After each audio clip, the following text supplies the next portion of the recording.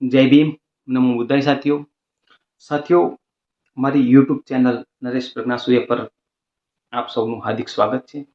સાથીઓ, હું હંમેશા લોકોને જાગૃત કરવા માટેની, લોકોને કાયદા પ્રત્યે અવગત કરાવવાની વિડીયો લઈને આવતો રહું છું. એ જ સિરીઝમાં આજે એક મહત્વપૂર્ણ વિડીયો લઈને તમારી સમક્ષ હાજર થયો છું. અત્યારે ઓનલાઈનનો જમાનો છે. દરેક વ્યક્તિઓ દરેક વસ્તુ ઓનલાઈન મંગાવવાનું ખૂબ પસંદ કરે છે, પણ આમાં ઘણીવાર ઘણા લોકો છેતરાય પણ થાય છે. જે બ્રાન્ડની વસ્તુ મંગાવી હોય તે આવતી નથી.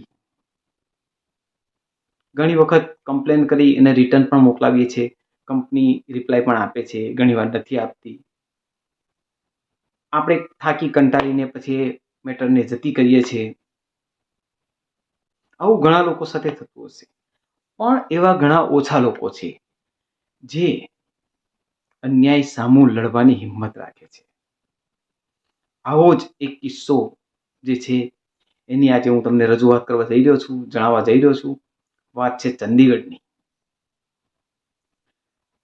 એમેઝોન કંપનીને ₹289 ગ્લોવ્સના બદલામાં 27,20,000 રૂપિયાનો દંડ ભરવો પડ્યો. એ માત્ર ને માત્ર જાગૃત નાગરિક હોવાના કારણે એમેઝોન કંપનીને આટલું મોટું નુકસાન ઉઠાવવું પડ્યું છે. વાત વિગતે કરીશું. મામલો ચંદીગઢનો છે. જતીન બંસલ નામના એક યુવકે એમેઝોનની વેબસાઇટ પરથી માર્ક જેકોબ્સ બ્રાન્ડના ગ્લોવ્સ મંગાવ્યા, જેની કિંમત હતી ₹289. જ્યારે એ પાર્સલ એની પાસે આવ્યું અને એને ખોલ્યું તો એ અચંબિત થઈ ગયો. જુએ છે તો એમાં માર્ક બ્રાન્ડના ગ્લોવ્સ હતા. આ બાબતે જતીન બંસલ નામના યુવકે એમેઝોનની કસ્ટમર કેર પર, વેબસાઇટ પર ટેલિફોનિક વાતચીત કરીને ઘણા પ્રયત્નો કર્યા કે એને જે સામાન મળ્યો છે તે ડુપ્લિકેટ છે, એને ઓરિજિનલ સામાન આપવામાં આવે.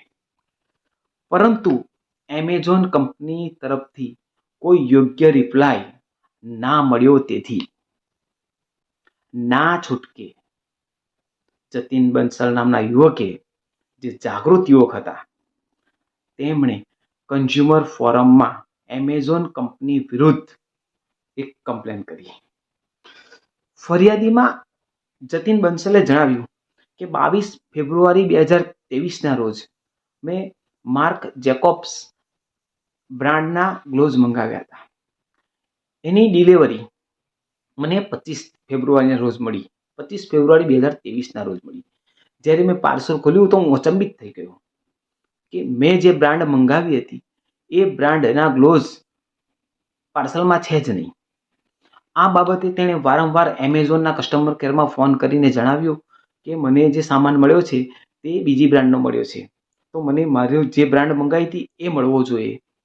પરંતુ એમેઝોનના કસ્ટમર કેરમાં વાત કરવા છતાં કોઈ યોગ્ય રિપ્લાય, યોગ્ય જવાબ ના મળ્યો. તેથી એમેઝોન કંપની વિરુદ્ધ ફરિયાદ કરવાની એમને ફરજ પડી. જ્યારે એમેઝોન કંપનીમાં કેસ ચાલી ગયો ત્યારે એમેઝોન કંપની વિરુદ્ધ જજમેન્ટ આપતા કન્ઝ્યુમર ફોરમ કમિશને એમ જણાવ્યું કે ઓનલાઈન કંપનીએ ગ્રાહકો સાથે છેતરપિંડી અને ગેરમાર્ગે દોરવાના 7 કેસોમાં 25 લાખ રૂપિયાનો દંડ એમેઝોન કંપનીને ફટકાર્યો. તે ઉપરાંત જતીન બંસલ નામના વ્યક્તિને જે માનસિક રીતે હેરાન પરેશાન થયો, તેના વળતર રૂપે 2 લાખ રૂપિયા રોકડા ચૂકવવાનો હુકમ કર્યો. જે બ્રાન્ડના ગ્લોવ્સ મંગાવ્યા હતા તો બીજી બ્રાન્ડના ગ્લોવ્સ આપ્યા, એના બદલામાં જતીન બંસલને ₹289 અત્યાર સુધી 9% વ્યાજ લેખે પરત કરવા એવો હુકમ કરવામાં આવ્યો.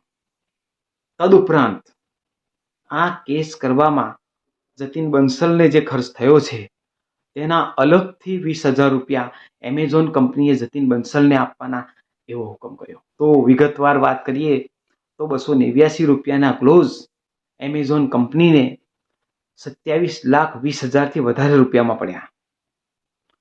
જો ભારત દેશનો દરેક નાગરિક આટલો જાગૃત થઈ જાય તો આ ઓનલાઈન કંપનીઓ જે વારંવાર લોકોને છેતરે છે ચોક્કસપણે બંધ થઈ જાય એમ છે.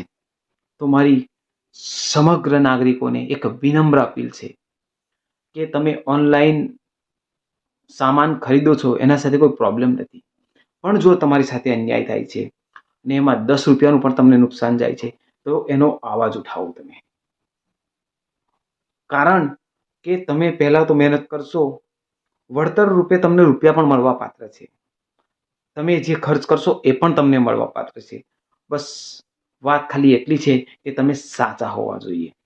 અને જ્યારે તમે પાર્સલ ખોલો તો જે વ્યક્તિ પાર્સલ લઈને તમારી પાસે આવે છે એની મોજૂદગીમાં જ પાર્સલ ખોલો, અને પાર્સલ ખોલો એનો એક પરફેક્ટ વિડીયો બનાવો, જેથી કરીને પાછળથી કંપની એમ ના કહી શકે કે તમારી પાસે પુરાવો શું છે.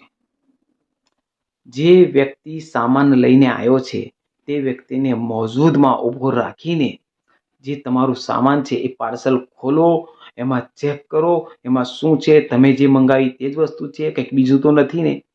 આવી રીતે જો તમે જાગૃત થશો તો ચોક્કસપણે તમને ફાયદો થશે. મારી ચેનલને સબસ્ક્રાઈબ કરો, જો વિડીયો પસંદ આવે તો શેર કરો. તમારી સાથે આવો કોઈ અનુભવ થયો હોય તો કોમેન્ટમાં જણાવો. જય ભીમ, નમો બુદ્ધાય.